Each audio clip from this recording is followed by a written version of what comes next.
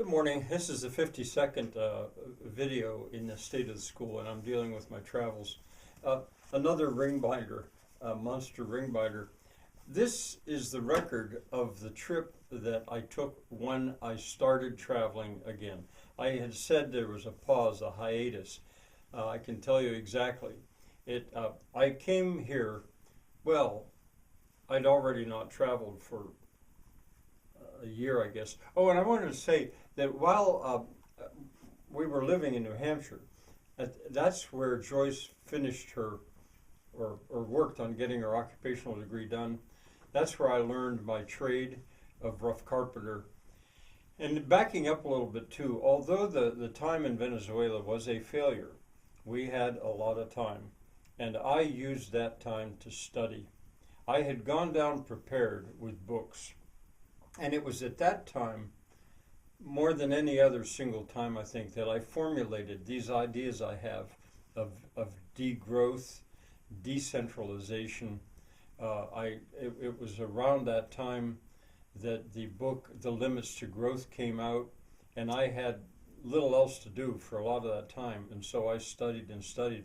It was then that I pretty much put together the Agricultural Engineer's Handbook. The introduction to that I later renamed as the Decentralist Manifesto. So I did a lot of my thinking, forming during that time. But anyway, it was on April 1st, 1974, was the day that I drove down here from New Hampshire to stay, with every intent of never leaving again in any kind of a meaningful way. And that's been true, although I did traveling. But I didn't even travel. That was 74.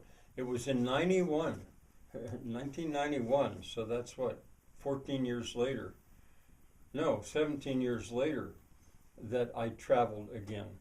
And by this time I was remarried, and Jane and I had 2 children, and we'd raised them, or we're raising them, but we lived near, very near her parents, and so there was a way to take care of her children.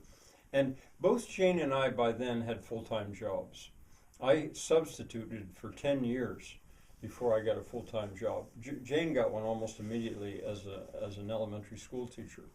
I was going to say that I'll give you a playlist called Hydra in My Head, because that was kind of biographical. It did not have to do with my travels. It had to do with what I was thinking through a lot of my life. And at that time, around 1974, before that, 1968, say, to 1972, 73, that was a very tumultuous time in American history, actually. The 60s are infamous. The assassination, 1968, was major. And then what has been called the Great Recession, when I lost my job, inflation was going very high, the Vietnam War was going on. So I talk about that some there. But anyway, the trip. What I did, I remember the day, I remember the experience of being up on the hill here, looking around, and Jane was about to quit her job. We were going to go down to a one-income family, which we did. And I thought that was the best for everybody.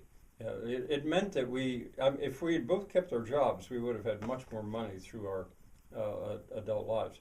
We were going to cut our income in half. But I thought it was the right thing to do. But I realized that we would never again have any chance to travel. And I thought, let's one time travel before we cut our income so much. And I resolved that I would ask Jane if she would go with me to Europe. This was a discretionary trip for sure. What we did was, and she agreed to, she was not keen on it because her idea, she didn't know anything about traveling really, and her idea of traveling was nothing like the way I travel. Mine is so much more rigorous.